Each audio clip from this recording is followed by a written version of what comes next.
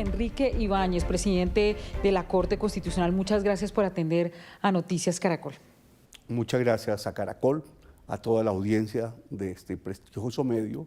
de tanta historia y de reconocimiento por la sociedad colombiana. Muchas gracias. Gracias, doctor. ¿Cuál es el balance que se hace de este 2025 del trabajo del Alto Tribunal, teniendo en cuenta la cantidad de tutelas y demandas? En primer lugar, hay una actividad de toda la Corte como corporación en sala plena que nos permitió atender casi en su totalidad las demandas de inconstitucionalidad o los controles automáticos de constitucionalidad por una parte y por la otra, la revisión de las sentencias de tutela que fueron seleccionadas por cada una de las salas de selección, y mantenemos un ritmo muy parecido al de los años anteriores, donde proferimos un porcentaje de sentencias de revisión de tutelas que nos garantiza, como lo ha hecho la Corte Constitucional, el mantenimiento de la unidad en la jurisprudencia. Salvo algunos casos hemos cambiado la jurisprudencia, en otros casos, y es lo más importante, hemos reiterado la jurisprudencia de la Corte Constitucional. Todo en garantía y efectividad de la tutela judicial efectiva para garantía y efectividad de los derechos de todas las personas en Colombia, por una parte, y por la otra, en lo que toca con el control de constitucionalidad, lo que hemos hecho también con un incremento interesante de acciones de inconstitucionalidad, pero que han sido resueltas por la Corte, es que se ha garantizado igualmente la preservación del orden constitucional y, por lo tanto, la supremacía y la integridad de la Constitución. Eso es lo que ha hecho la Corte en este año, como continuación de los trabajos que en los años anteriores venía haciendo también la Corte Constitucional. Magistrado, este aumento de tutelas, ¿qué quiere decir? ¿Que las instituciones están fallando? En la medida en que la acción de tutela ha sido un instrumento eficiente, eficaz y oportuno desde que el mismo fue diseñado por la Constitución del 91 y reglamentado inmediatamente por el Decreto 2591, ha sido utilizado por la sociedad de una manera progresiva para la tutela y garantía de los derechos. En los años 90, expedida la Constitución del 91, era un número creciente el de tutelas, pero era por miles. Hoy en día estamos hablando de millones de tutelas que se han instaurado desde esa época hasta hoy. Le voy a dar estos datos. Cuando yo llegué a la Corte hace 5 años exactamente,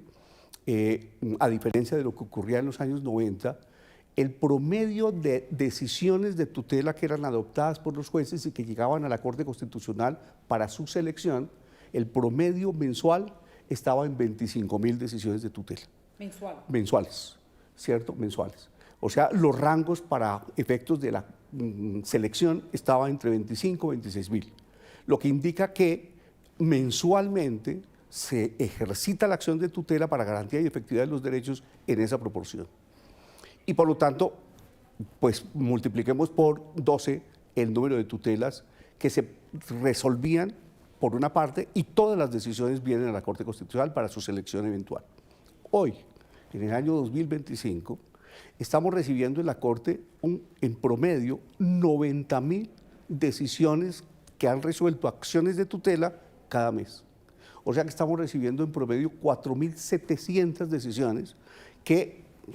una vez revisadas mensualmente, son las que nos sirven para efectos de analizarlas y tomar la determinación de seleccionar las que tenemos que seleccionar con el fin de garantizar la tutela o adoptar medidas urgentes en relación con personas que están en situación de vulneración de sus derechos, o para reiterar la jurisprudencia o para unificar la jurisprudencia. O sea, hoy estamos trabajando con 90.000 decisiones de tutela mensuales, que son las que nos permiten seleccionar esas acciones de tutela para, a partir de ahí, sentar esos precedentes o adoptar otras determinaciones complementarias. Eso significa que cada 5 años estamos, vean ustedes, no solamente duplicando, casi que triplicando el número de acciones de tutela. Seguramente, si este incremento se sigue dando, es probable que en el año entrante ya no tengamos 90.000, sino tengamos seguramente más de 100.000, y así sucesivamente, que en el curso de seguramente 5 años, que es como lo estamos mirando, vamos a tener un promedio de por lo menos 200.000 acciones de tutela que se están presentando ante los distintos jueces de toda la República y que llegan para nuestra revisión eventual en la Corte Constitucional. Pero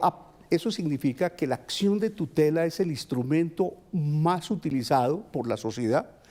que la gente cree en las decisiones de los jueces de tutela y la gente cree además en las decisiones de tutela que nosotros estamos adoptando cuando revisamos a su turno las decisiones de los jueces, sea para confirmarlas, sea para modificarlas o revocando previamente las decisiones, pero en todo caso hay un altísimo nivel de aceptación y por lo tanto de respeto por parte de la sociedad, tanto que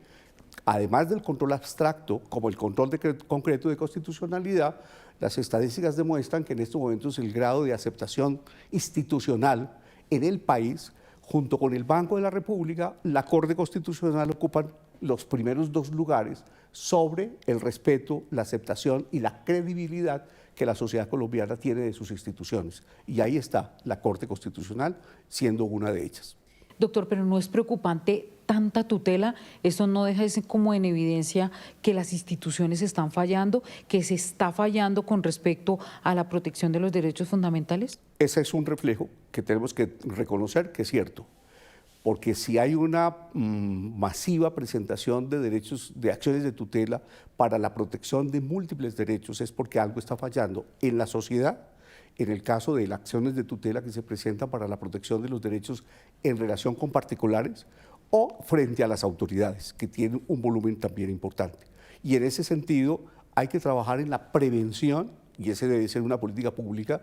en la prevención de la vulneración de los derechos fundamentales, por una parte, y por la otra, también hay unas situaciones que obligan a que la acción de tutela sea la utilizada frente a los instrumentos ordinarios de la jurisdicción ordinaria o de la jurisdicción contencioso-administrativa,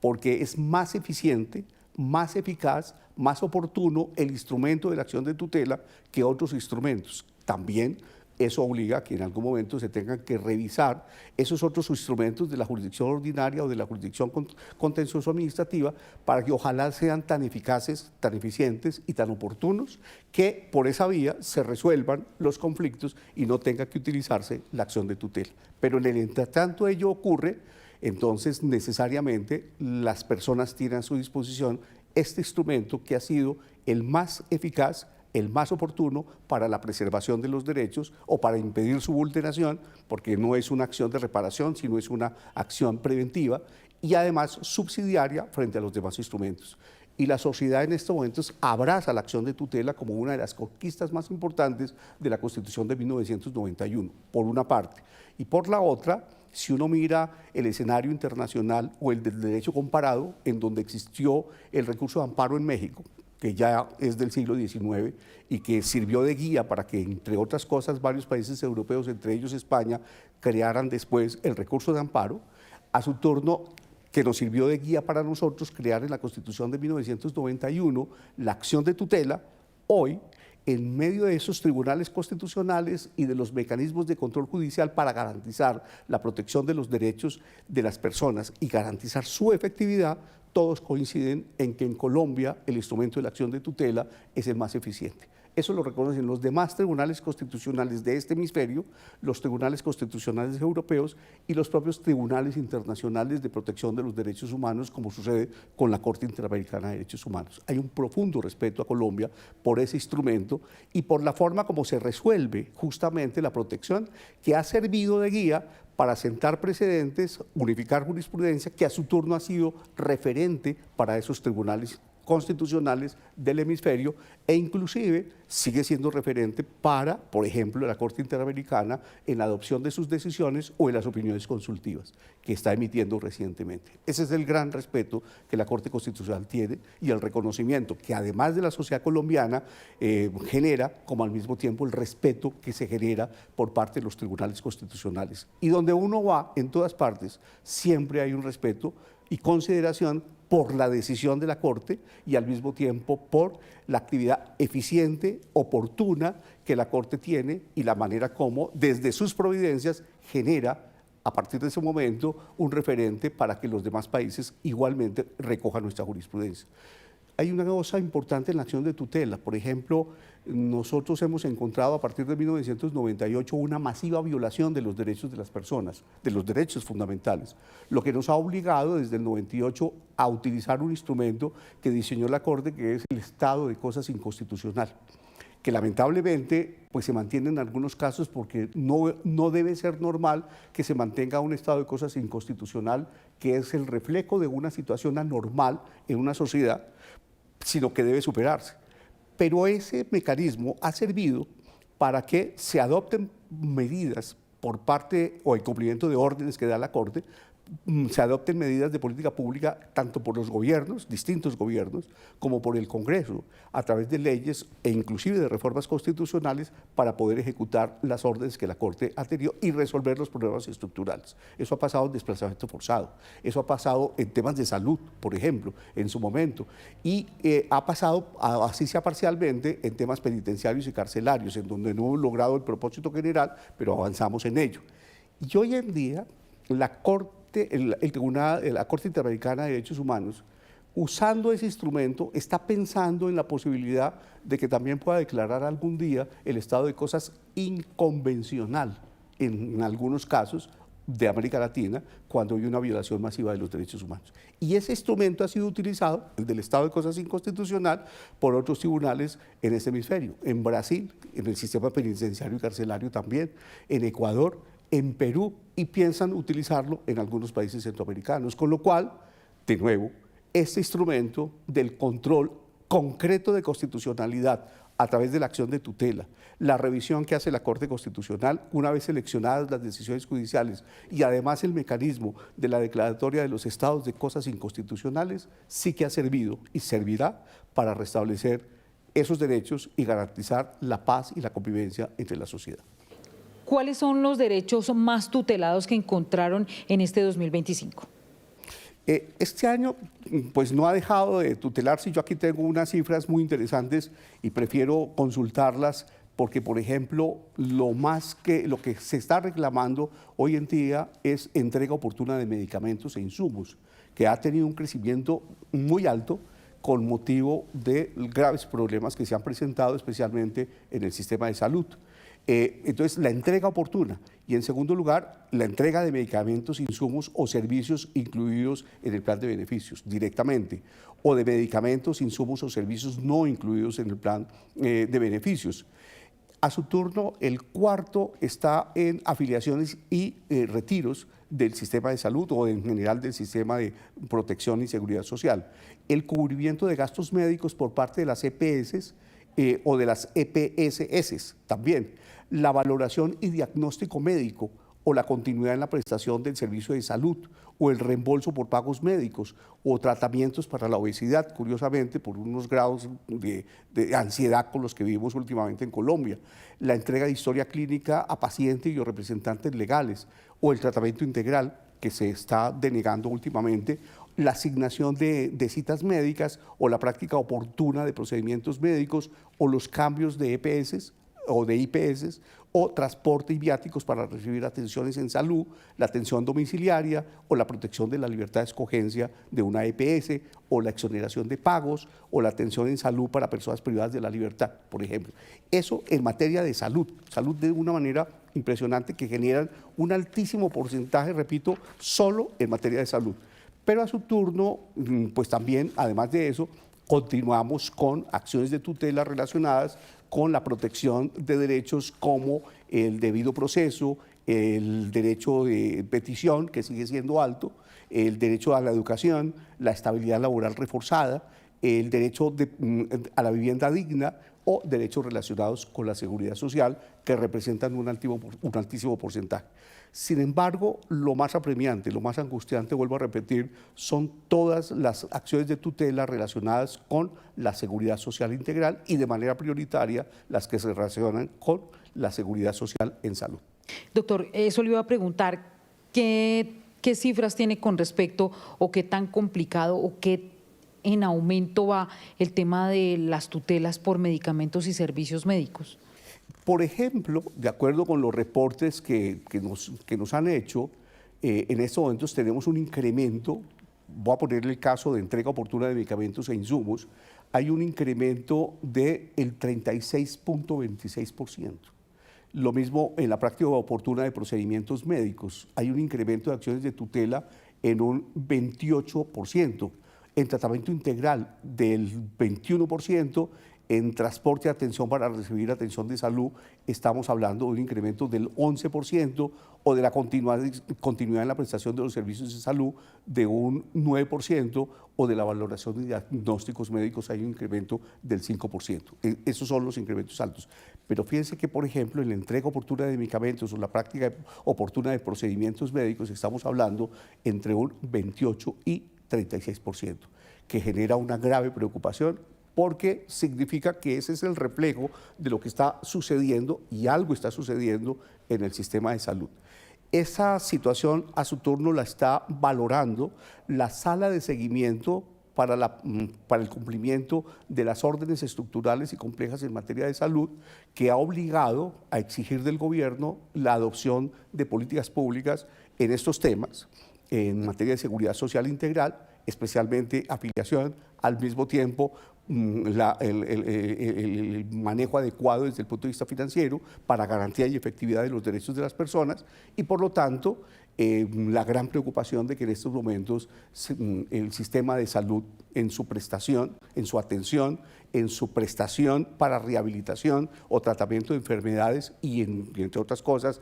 con una grave preocupación para enfermedades terminales, enfermedades raras, etcétera, pues esté generando unas graves dificultades por las cuales pues se afectan los derechos de las personas. No hemos hecho el diagnóstico, lo estamos trabajando, de, por ejemplo, que es muy preocupante, el número de personas que están muriendo por la ausencia de medicamentos y o la falta de atención. Porque hay unas cifras que no coinciden en este instante en cada uno de las estadísticas que estamos mirando, pero es un análisis que vamos a hacer a partir de este año y que le corresponde hacer principalmente a la sala de seguimiento en materia de salud. Magistrado, ¿qué hacer? Porque uno lo que nota es que se están incumpliendo los fallos. Bueno, esa es una preocupación que tenemos desde hace varios años, porque en la medida en que hay un incremento de las decisiones, de las acciones de tutela y por supuesto de las decisiones que se adoptan tanto por los jueces en primera y segunda instancia cuando son impugnadas, como por la propia Corte Constitucional, desde el año 2020 la Corte ha venido observando que un alto porcentaje de esas decisiones lastimosamente no se cumplen. El doctor Alberto Rojas, justamente iba a señalarle, hablaba en el año 2020 de casi un 60%. Eso nos generó una alarma y luego llegamos a la conclusión que podía estar entre el 40%, 30-40%, en este momento lo estamos verificando, pero eso es un porcentaje sumamente alto en distintas autoridades especialmente que no cumplen con esas decisiones de tutela en todo el país, razón por la cual el año pasado inclusive empezamos a implementar un esquema tanto con la Procuraduría General de la Nación como con la Defensoría del Pueblo, en el caso de la Defensoría y la Procuraduría como órganos del Ministerio Público para garantizar que efectivamente se cumplan las decisiones de tutela. Y también en el caso de la Procuraduría para que a través de una sala especial disciplinaria se empezara a revisar el tema, porque aquí podía haber, además de un incumplimiento, unos desacatos, y unos desacatos que impliquen necesariamente unas conductas disciplinarias. Ya esa sala no existe hoy especial o una Procuraduría delegada para tal efecto, porque el señor Procurador ha concluido en la necesidad de que todos esos temas los conozcan todas las Procuradurías delegadas con funciones disciplinarias, que tienen una amplia experiencia sobre el particular, pero eso significa que por fortuna la Procuraduría, como lo está haciendo, aborda el tema para garantizar que en algún momento se reduzca sustancialmente y la cifra óptima es el 0% de incumplimientos y por lo tanto desacatos de las decisiones judiciales. Al amparo de esos desacatos, algunos se escudan para decir, pero aquí no pasa nada, pero en este momento toda la atención puesta está entre nuestra actividad con los órganos de control para garantizar, como autoridades judiciales, más los órganos de control, que las decisiones que se adoptan se cumplan. Y eso es el propósito que vamos a seguir trabajando este año. Magistrado, ustedes han hablado de una determinación con respecto al tema de salud que se ha incumplido. ¿Esto no es un mal ejemplo ante la población colombiana de una necesidad que es la salud y que no se acatan los fallos emitidos por la Corte? En primer lugar, la Corte quisiera, y esa es la invitación que se le hace siempre a las autoridades públicas, cualquiera que ellas sean, del orden nacional o del orden territorial, que frente a una vulneración de los derechos de una persona, lo más importante es que la decisión que se adopta se cumpla, porque es la única manera de garantizar que la persona que pidió o intentó su acción de tutela tenga una protección efectiva. O sea, para la Corte, más que el desacato, y por supuesto más que las consecuencias del desacato, lo más importante es que se garantice la protección. Tanto en la sala de salud como en la sala de desplazamiento forzado, para poner un ejemplo, o en la sala de cárceles, de seguimiento al sistema penitenciario y carcelario, nos importa principalmente la garantía de la protección de las personas, que son las que requieren una decisión judicial y que ella se cumpla. De nada le sirve al Estado, a través de una sentencia judicial, ordenar el cumplimiento de una orden que mañana, si se incumple o se desacata, genere, por ejemplo, una pena de arresto. Con el arresto no resolvemos el problema de la desprotección del sujeto que intentó la acción de tutela. Y esa es la razón por la cual pues, nos toca registrar el hecho de que se incumple una orden que puede generar un desacato, pero la Corte está más interesada en garantizar la protección efectiva de los derechos de las personas. Y a eso es lo que le está apuntando la Corte en sus distintas salas de seguimiento, y ahí es donde le pedimos a las personas, cuando piden por favor, entonces expida una decisión de desacato y como consecuencia de ello adopten las medidas correspondientes. Sí, hay que hacerlo, pero más que eso, lo más importante es garantizar la protección, el cumplimiento de la sentencia. Y es una exhortación que entonces hacemos a las distintas autoridades. Miren, en este instante hay una desprotección de las personas que puede poner en riesgo su vida, su integridad personal, su salud, la dignidad humana, etcétera. Piensen en ello, y esa es la recomendación que hace la Corte como juez del control abstracto de constitucionalidad, de garantía y efectividad de los derechos, para que independientemente de una tensión que pueda existir entre que la cumplo o no cumplo la orden, lo más importante está la protección de los derechos de las personas, y eso es lo que debemos hacer una y otras autoridades. Aquí hay un principio que al mismo tiempo es un mandato constitucional. Todas las autoridades tienen funciones separadas, pero todos deben colaborar armónicamente en la realización o el cumplimiento de los fines del Estado. Y uno de los fines del Estado es la garantía y efectividad y la protección de los derechos fundamentales. Por lo tanto, todos debemos trabajar con esa misma finalidad.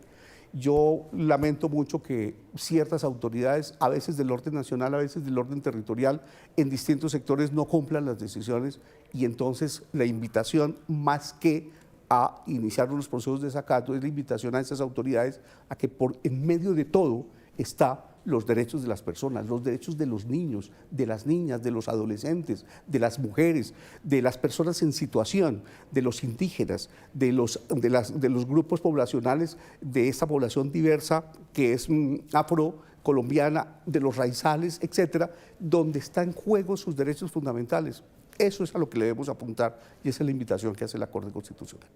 Doctor, escucha uno con mucha rabia: no se me cumple mi tutela, no se me cumple el fallo. ¿No se ha vuelto una burla el tema de emitir unos fallos y que no se cumplan? Lo digo específicamente por el ministro de Salud, porque incluso, ¿cómo ven ustedes ese tema de la solicitud, de pedir plazos y más plazos cuando la gente está requiriendo el servicio? Que se cumpla. Digamos, hay unos sectores como el de salud donde lastimosamente no se cumplen esas decisiones. Hay otros sectores, inclusive en la propia administración,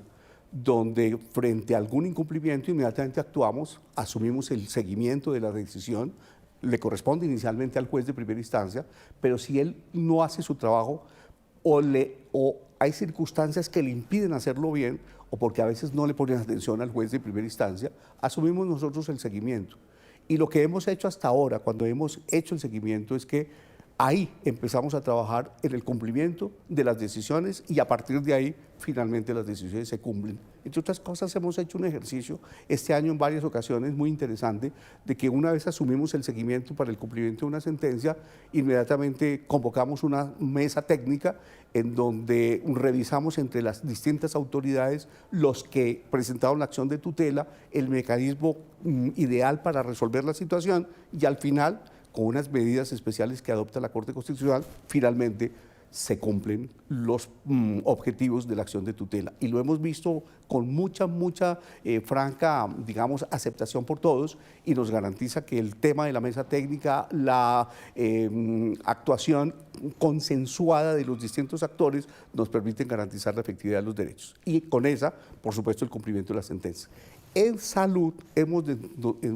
tenido un cuello de botella, porque a pesar de las decisiones claras de la Corte Constitucional, de insistir en ellas, de por supuesto pedirle al gobierno que en colaboración armónica las cumpla, y además porque es su obligación, y ya no solo un tema de colaboración, las cumpla, no las desacate, porque la población está exigiendo la garantía y efectividad de los derechos en los términos que la Constitución, la ley y las decisiones de la Corte Constitucional lo establecen, pues no hay otra alternativa que cumplir. Y ahí, lastimosamente, hay una conducta que debe ser analizada, como lo está haciendo, por la sala de seguimiento para declarar el incumplimiento de la orden y, en segundo lugar, el desacato de la misma.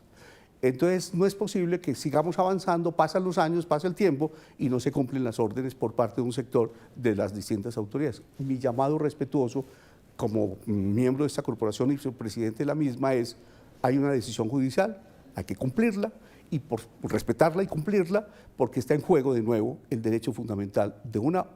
persona o de un grupo de personas, y hoy en día de miles de personas, que inclusive son millones de personas que pueden estar afectadas por la ausencia de una decisión administrativa que le corresponde adoptar a una autoridad, y que no puede seguir constituyéndose en renuente de una decisión judicial solamente esperando que se produzca una decisión como consecuencia del desacato, porque por encima de todo está la efectividad de los derechos de las personas. Magistrado, ¿no se sienten en algún momento frustrados, burlados frente al esfuerzo que ustedes hacen, las órdenes que dan y que ninguna se cumpla? Sí, lastimosamente tengo que reconocerlo. Cuando yo asumí hace 4 años, 3 años y medio, la dirección o la conducción de la sala de seguimiento en materia penitenciaria y carcelaria, y a ustedes que nos han acompañado les consta cómo en inspecciones judiciales hicimos una verificación de las situaciones que constituyen una tragedia humanitaria, especialmente en los centros de detención, donde los niveles de hacinamiento en algunos de esos centros de detención llegaron al 1300%. Se acordará, Rocío, el día que fuimos a hacer una inspección judicial en Engativá, y en donde había una celda para 60, máximo 80 personas, y había más de 300 en ella, y adicionalmente nos dijeron que lo que pasa es que no cabían más, pero que estaba en una celda que era el chute de basuras que habían habilitado para colocar a esas personas allí, y entonces ya el tratamiento a las personas privadas de la libertad era el de una basura humana. Inmediatamente adoptamos unas decisiones. Y hemos insistido hasta la saciedad, desde el comienzo del año 2023, que se adopten políticas públicas para resolver esa tragedia humanitaria que constituye los centros de detención transitoria, que no son centros habilitados como centros de reclusión, no son cárceles, no son penitenciarías, donde no hay condiciones adecuadas de infraestructura, de agua potable, de saneamiento básico, de nada. A ustedes les consta cómo inclusive se habilitaron carpas para colocar debajo de ellas a privados de la libertad sin ningún tipo de o condición especial, con policías que no son custodios y que no tienen formación para ello, y que inclusive ponen en riesgo su vida e integridad personal frente a algunas personas que pueden atentar contra ellos porque ellos no saben cómo manejar la situación. Y adicionalmente los policías deberían estar cumpliendo la misión que la Constitución le entrega a la policía para garantizar la seguridad pública, la seguridad ciudadana, la seguridad humana, y mientras tanto estamos utilizando a la policía en esta situación. Esos son los temas en donde hemos insistido hasta la saciedad, pero no ha habido una respuesta por parte de las autoridades competentes. Hace poco estuvimos a punto de que la USPEC suspendiera la alimentación de 26.000 privados de la libertad en los centros de detención transitoria. Tuvimos que intervenir de manera inmediata por fortuna agradezco el consenso al que finalmente llegaron después de una racionalidad las autoridades nacionales, Ministerio de Justicia, Ministerio de Hacienda y adicionalmente con la colaboración de las autoridades territoriales para garantizar la continuidad en la prestación de ese servicio. Pero imagínense ustedes si, además de que están privados de la libertad a disposición del Estado, nosotros ni siquiera les damos la alimentación requerida, dada su condición humana, mientras están en presencia, digamos, bajo la protección del Estado.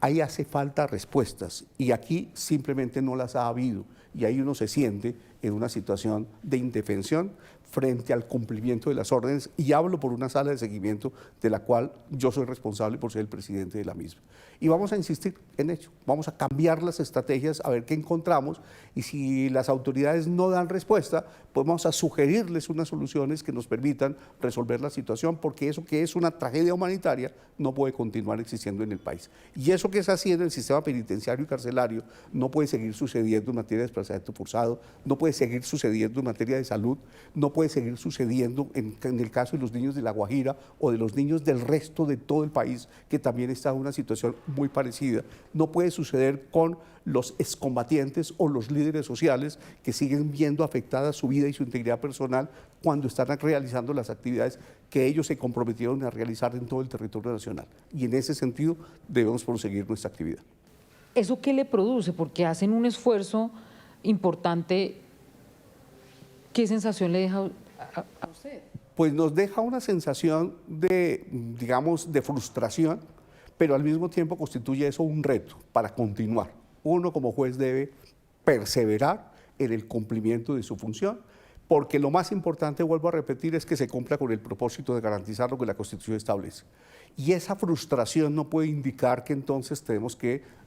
cruzarnos de brazos, tenemos que continuar garantizando, primero cumpliendo nuestra función y llamando a las autoridades al orden para que, además de la exhortación, se pueda exigir el cumplimiento de las decisiones judiciales. Creo que la apuesta de toda la Administración de Justicia, especialmente a partir del año 2026, será que se cumplan las decisiones judiciales. Segundo, que se superen los estados de cosas inconstitucionales que constituyen una masiva violación de los derechos de las personas y derechos fundamentales. Y por lo tanto, si la apuesta es a eso, con seguridad vamos a obtener lo más importante, que es la convivencia pacífica, la paz y la tranquilidad social alrededor de la efectividad de los derechos fundamentales y porque en ese momento así habremos garantizado la tutela judicial efectiva.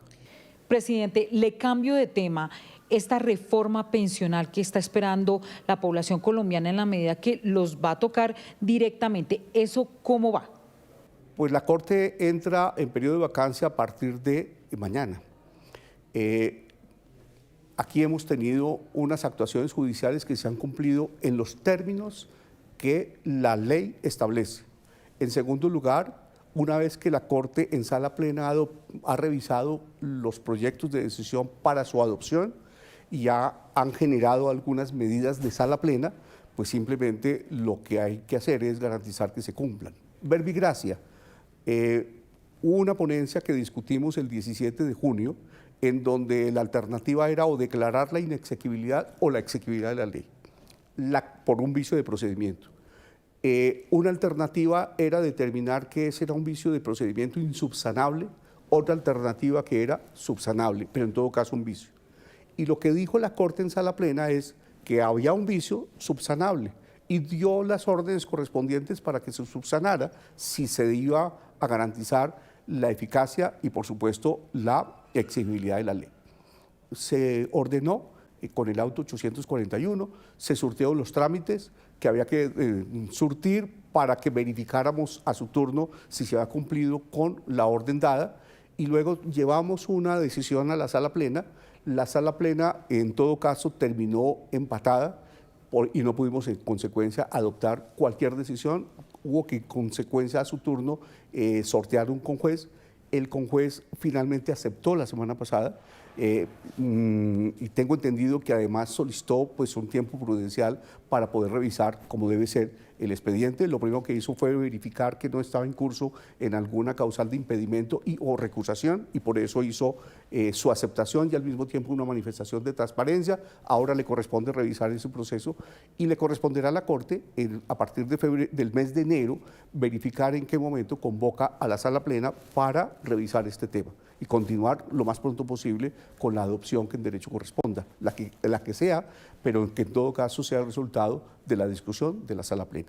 Eso empezaremos a revisarlo a partir de cuando reanudemos nuestras sesiones de sala plena, y nuestra primera sesión va a ser el próximo 23 de enero. En ese momento, de acuerdo con el plan de trabajo, revisaremos en qué momento, y de acuerdo con el estudio que adelante de aquí a allá el señor conjuez, para que pueda participar en la discusión, podamos entonces programar la sesión de la sala plena en la que continuaremos la discusión de la ley de reforma pensional. Magistrado, el presidente de la República ha asegurado en varias oportunidades que aquí lo que se ha buscado, y también le ha señalado a usted, que lo que ha querido hacer es engavetar la reforma pensional. ¿Usted qué le responde? Mire, de acuerdo con los términos de muchas demandas, esta era la que más adelantada se había hecho la sustanciación, o sea que era la más oportuna. Nosotros llevamos a la sala plena un proyecto de decisión el 17 de febrero, exactamente, el 17 de febrero. El plazo para resolver ese asunto era en septiembre, y nosotros llevamos el proyecto de decisión para la sala plena exactamente el 17 de febrero. Me acuerdo que era el día estábamos celebrando el aniversario del inicio de funciones de la Corte Constitucional, 17 de febrero. Cuando fuimos a discutir el tema, encontramos lastimosamente que se ha presentado en la Secretaría una actuación irregular que había que subsanar. La subsanamos, por eso corrimos de nuevo traslado al señor procurador para que emitiera su concepto. Subsanada toda la actuación, volvimos a llevar el tema el 17, oportunamente en mayo. Solo se programó revisar el asunto el 17 de junio. Adoptamos en sala plena la decisión que correspondió a verificar que hubo un vicio subsanable, y ahí para allá todo lo que ha ocurrido desde esa época hasta hoy también es verificar el cumplimiento de las decisiones de sala plena. Estudiamos de nuevo en sala plena el tema correspondiente a partir de hace un mes, y llegamos a la conclusión en sala plena que no podíamos adoptar una decisión porque estábamos empatados, y de acuerdo con los reglamentos le corresponde ahora, pues lo primero que hicimos fue sortear un conjuez, el conjuez aceptar, y ahora vamos a programar. Todo lo que se ha hecho ha sido una sustanciación oportuna, por una parte, y por la otra, a su vez, todo lo que se ha hecho o se ha decidido son decisiones de sala plena. El ponente apenas es eso, un ponente, un sustanciador y un ponente, pero las decisiones que han sido adoptadas para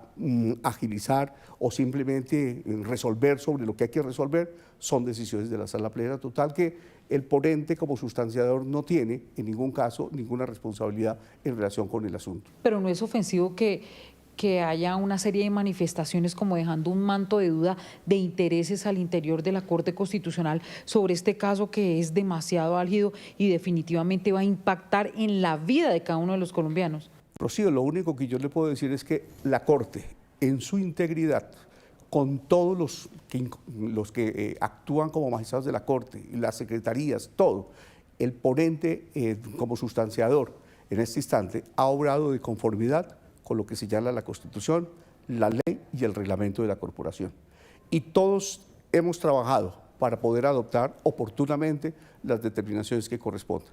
Ha habido situaciones como recusaciones, impedimentos u otras situaciones que interrumpen los términos o los suspenden para, mientras tanto, poder proveer a resolver esos impedimentos o esas recusaciones, o para resolver otros asuntos que son propios de un proceso judicial. Y lo que se ha hecho hasta ahora es cumplir con lo que establece la Constitución y la ley. Ahora, puede suceder que algunos funcionarios estén mal informados sobre cómo es que actúa la Corte, por una parte, o que, estándolo, quieran darle a eso una interpretación distinta, y en ese sentido yo lo que hago es respetar sus opiniones, porque son eso, pero mientras tanto lo único que le puedo decir es que la Corte ha cumplido de manera integral y con sujeción a la Constitución, a la ley y al reglamento, con la actuación que en derecho debe adoptar para, a su turno, proveer una decisión definitiva que resuelva un asunto de tanta importancia como lo que es el régimen de pensional. Total que todos estamos trabajando de común acuerdo y bajo la misma orientación de la Sala Plena en lo que nos toca hacer, sin que esto corresponda a una actuación que en opinión de algunos puede obedecer a otra razón que aquí no se da. Aquí todos estamos cumpliendo. Todos. Aquí no hay sectores, bloques que ideológicamente actúen en determinado sentido, en interés de X o en interés de Y. Todos los magistrados de la Corte Constitucional cumplimos nuestra labor solamente en cumplimiento de lo que la Constitución y la ley nos ordenan. No tenemos una orientación gubernamental, una orientación ideológica de partido, movimiento político o grupo de X o Y, porque simplemente todos estamos prevalidos exclusivamente de una posición que es la de ser magistrados de la Corte Constitucional y obramos siempre para garantizar la tutela judicial efectiva o el respeto del orden constitucional con sujeción a lo que la Constitución establece. Magistrado, ¿cómo está la relación con el presidente de la República? Fue un año muy difícil donde hubo manifestaciones de lado y lado y algunas manifestaciones que ustedes señalaron como de irrespetuosas en algún momento. Pues las manifestaciones de respeto por la independencia judicial han sido unas manifestaciones que en conjunto hemos hecho las distintas corporaciones judiciales, tanto la Corte Constitucional como la Corte Suprema, el Consejo de Estado, la Comisión de Disciplina Judicial y el Consejo Superior de la Judicatura. Y esa ha sido una solicitud de respeto por la autonomía y la independencia judicial que se han formulado tanto por cada una de las corporaciones en su momento, o por los presidentes de cada una de esas corporaciones, o a través de la Comisión Interinstitucional de la Rama Judicial, en la cual además tiene asiento la señora Fiscal General de la Nación. De manera tal que ha sido frente a determinadas actuaciones de distintas autoridades una solicitud respetuosa de que cumplamos con el deber constitucional de garantizar lo que la Constitución ordena, el respeto de las distintas autoridades, el respeto por la separación de funciones, el respeto por la separación entre los distintos órganos que integran la estructura del poder público, el respeto por esas decisiones y actuaciones y al mismo tiempo procuramos por el cumplimiento de las mismas. Y esa es una solicitud respetuosa que hemos hecho a lo largo y ancho de todo el país durante todo este año, por ese respeto. Ahora,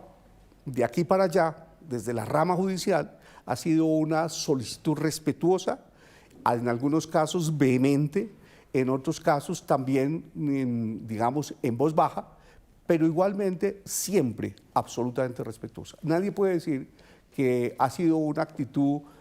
altisonante de cualquiera de las corporaciones o cualquiera de los presidentes. Por el contrario, ha sido de un absoluto respeto, porque si nosotros pedimos respeto, tenemos que dar inclusive ejemplo de respeto. Entonces, de aquí para allá, frente, por ejemplo, al Congreso, hemos sido respetuosos del Congreso de la República, hemos sido respetuosos de cada uno de los organismos de control, hemos sido respetuosos de los órganos con autonomía como el Banco de la República o la Registraduría Nacional del Estado Civil, hemos sido respetuosos de la actuación y de las decisiones de la JEP, que no forma parte de la rama judicial, hemos sido respetuosos respecto del presidente de la República, a quien nosotros todos respetamos y exigimos que se respete por ser el presidente, jefe de Estado, suprema autoridad administrativa, jefe de gobierno y que simboliza la unidad nacional. ¿Le piden respeto al presidente de la República? Pues frente a determinadas manifestaciones, pues simplemente hemos tenido más que defendernos, es solicitar el cumplimiento de la Constitución que exige respeto de las distintas autoridades. Y eso es lo que manifestamos. En algunos casos, pero eso es un asunto que no hemos ventilado ni no lo hemos tratado, jamás, en el caso de la Corte Constitucional, pero por ejemplo en el caso del Honorable Consejo de Estados, ellos han optado por inclusive una solicitud ante la Comisión Interamericana de Derechos Humanos de unas medidas especiales. Pero ese es un asunto que corresponde a la situación que en particular se ha presentado en las relaciones que se dan entre la Administración y el Consejo de Estado. En el caso de la Corte yo tengo que, por ejemplo, señalar lo siguiente de manera absolutamente transparente. Yo creo que el presidente de la República respeta a la Corte Constitucional como institución. Tanto, y es así porque así lo ha manifestado. Tal vez su discrepancia o su enojo o su consideración lo es en relación con quien actualmente ocupa la presidencia de la Corte. Pero esa es una situación, si se quiere, digamos, no institucional. Y entonces institucionalmente la Corte no ha tenido que exigir como institución del presidente de la República respeto por sus decisiones, porque él mismo ha dicho respeto las decisiones y las actuaciones de la Corte. Y en esa medida, pues si hay una diferencia de opinión o de criterio en relación con algún magistrado o magistrados de la Corte, incluido el presidente, pues es una situación que escapa a lo institucional y yo la miro así y a su turno la miro como una discrepancia personal sobre la cual respeto el derecho de opinión que el presidente de la República tiene, tanto como ciudadano como servidor público, y así lo debo seguir manejando porque no requiere de mi parte ningún tipo de respuesta altisonante o de ninguna naturaleza. De mi parte, yo sigo respetando íntegramente al señor presidente de la República y no le exijo, sino le pido que en cumplimiento de lo que señala la Constitución pueda él respetar igualmente a todas las instituciones y a las autoridades que representan a esas instituciones. Pero no preocupa que digamos que esas descalificaciones que a la hora del té no son solamente contra el presidente de la Corte, se han extendido a otras ramas de la justicia. ¿Eso está dando un mal ejemplo? Respeto sus opiniones y, por supuesto, dejo que esa valoración la haga tranquilamente la sociedad. Mientras se respeten las instituciones, mientras se cumplan sus decisiones, que es lo único que sí exigimos, entonces podemos preocuparnos por ello. Cumplamos con las decisiones de los órganos judiciales, respetemos las autoridades institucionales desde el punto de vista de esa naturaleza, independientemente de las opiniones que tengan en relación con algunos funcionarios de la rama judicial. Magistrado, ¿cuáles son los retos para este 2026? Pues todas las instituciones tienen unos dignatarios que se van rotando anualmente y eso es muy bueno. Nosotros dejamos un trabajo este año muy interesante, además del trabajo judicial, que hemos recorrido todo el país haciendo diálogos constitucionales para llevar la Corte al territorio. Como la misma Rocío Franco algún día lo calificó, en relación con la conducta del presidente de la Corte Constitucional, nos salimos del escritorio y nos fuimos al territorio para hacer diálogos constitucionales, para adelantar inspecciones judiciales, para adicionalmente empezar a recoger las opiniones del territorio en relación con nuestras propias decisiones, porque fueron muchos los eventos académicos, 16 diálogos constitucionales, en donde no solamente fuimos y dijimos qué estábamos haciendo, sino que también recibimos, además, la crítica o la observación constructiva de la sociedad diciendo, por favor, adopte unas decisiones que correspondan efectivamente a la realidad, adopte unas decisiones que se cumplan. Puede suceder que las órdenes que se están dando sean unas órdenes tan complejas e incumplibles. Revisen que efectivamente se pueden cumplir. Y adicionalmente hemos mirado que nos dicen, revisen mejor las decisiones para que ellas recojan lo que sucede efectivamente en cada una de las regiones, en cada uno de los departamentos, en cada uno de los municipios. Y eso es lo que estamos haciendo. Por eso, esos diálogos constitucionales nos han permitido empezar a reflexionar sobre el papel que nosotros tenemos que cumplir, porque a veces estando en nuestra sede, profiriendo decisiones judiciales, mirando solamente los expedientes, se nos puede pasar la realidad nacional y la hemos recorrido en todo el territorio nacional este año con los diálogos constitucionales que a través de la academia y de otros sectores nos han permitido revisar lo que sucede en la periferia, lo que sucede con la gente, lo que sucede con los niños, niñas, adolescentes, lo que sucede con los trabajadores, lo que sucede con todas las personas. A su turno hemos recorrido en esos diálogos constitucionales la historia de este país, porque es una historia que hemos construido durante 215 años a partir de nuestras declaraciones de autonomía e independencia, haber expedido muchas constituciones provinciales, haber participado en la construcción de este país a través de 9 constituciones del orden nacional que a su turno han dejado una estela muy importante para que posteriormente los constituyentes de 1991 expidieran como hicieron la Constitución del 91 y a partir de ella garantizar la tutela judicial efectiva y garantizar el respeto del orden constitucional, el respeto de los derechos humanos y al mismo tiempo la garantía de efectividad de la democracia, ha sido un derrotero que nos hemos fijado este año y que debe proseguir seguramente el año entrante. Porque el papel de la Corte es ese, el que corresponde a la misión que la Constitución le otorgó. 1, guardar la integridad y la supremacía de la Constitución. respetar el orden constitucional y garantizar que se haga efectivo, pero por sobre todo garantizar la eficacia de los derechos fundamentales. Lo que no hagan las demás autoridades debiendo hacerlo, por ejemplo, el Congreso dictando leyes o el gobierno adoptando políticas públicas, en tanto en cuanto hay derechos por garantizar, pues tenemos que adoptar las medidas que sean necesarias para tutelar esos derechos y garantizar su protección. Y ese es un trabajo continuo. Cuando estamos diciendo que actualmente, mensualmente llegan 90.000 decisiones de tutela y que se pueden incrementar, nuestra invitación por esa demanda judicial es que podamos estar justamente atendiendo esa, desde el punto de vista institucional, esa oferta para garantía y efectividad de los derechos. Y ese es un trabajo muy fuerte que la Corte debe continuar con el talento humano, el capital intelectual que tiene bajo la conducción de cada uno de los magistrados que integran la corporación. Aquí se trabaja a un ritmo muy fuerte en la Corte Constitucional, por todos y cada uno de los magistrados. Y a su turno, no solamente hacemos nuestro trabajo para poder expedir las sentencias. Me refería hace un rato al reconocimiento que la comunidad internacional tiene sobre la Corte, pero nosotros también tenemos que salir a decir afuera qué estamos haciendo en Colombia. El año entrante seguimos en un proceso que yo llamo de internacionalización de la Corte Constitucional, que lo empezamos este año. Si ustedes miran, además de los diálogos, que fueron muchos, de los eventos a los que asistimos en todas las organizaciones que nos invitaron, tenemos un trabajo muy importante que hemos venido haciendo con otros tribunales, yendo a esos tribunales en el exterior, yendo a la Corte Interamericana, en América Latina y en Europa, y diciéndole a los demás, esto es lo que estamos haciendo, y los invitamos a que lo hagan también, porque hemos trabajado desde aquí en el respeto del constitucionalismo colombiano, pero hay problemas que son de mucha más envergadura, que no solamente comprenden el territorio colombiano, sino que comprenden territorios del hemisferio, inclusive territorios universales, que adicionalmente afectan a una gran población, no solamente colombiana, a la población amazónica, a la población suramericana, a la población del hemisferio americano, a la población mundial, que obligan a trabajar en un constitucionalismo global, en un constitucionalismo universal. Y eso es lo que venimos haciendo especialmente desde nuestro último conversatorio que tuvimos en agosto. Trabajemos hacia el constitucionalismo global.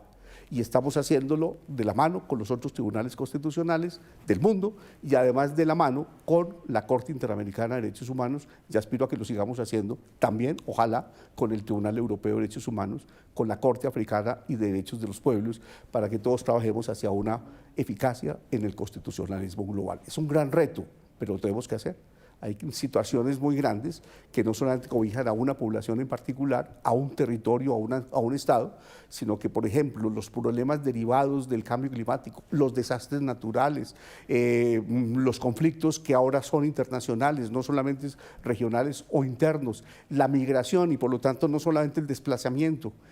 a su turno los problemas que se derivan de la era digital, que si no los manejamos o no prevenimos oportunamente pueden generar una deshumanización, y así sucesivamente obligan a que no solamente tengamos que pensar en soluciones para resolver problemas internos, sino tenemos que resolver en conjunto con los demás problemas que afectan a toda la humanidad. Hay un reto tan importante que tenemos que asumir a partir del 2026. Y a su turno,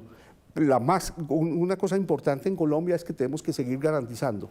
la preservación de la integridad de la Constitución, pero por sobre todo del respeto de las convenciones internacionales de derechos humanos, lo que nos obliga a pensar en el respeto del orden constitucional,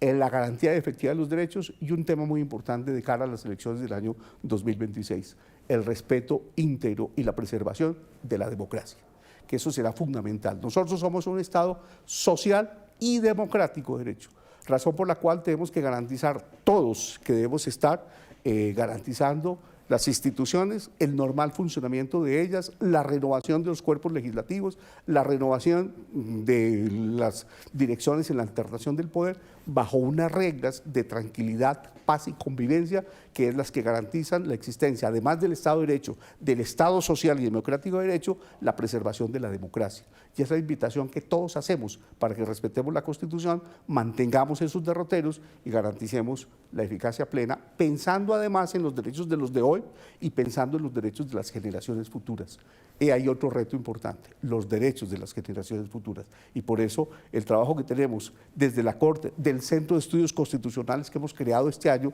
en la Corte Constitucional para poder garantizar las investigaciones, los estudios y los insumos para que la Corte adopte ese tipo de decisiones que preserven, garanticen el orden constitucional, el respeto de los derechos humanos, será nuestro trabajo fundamental de aquí en adelante.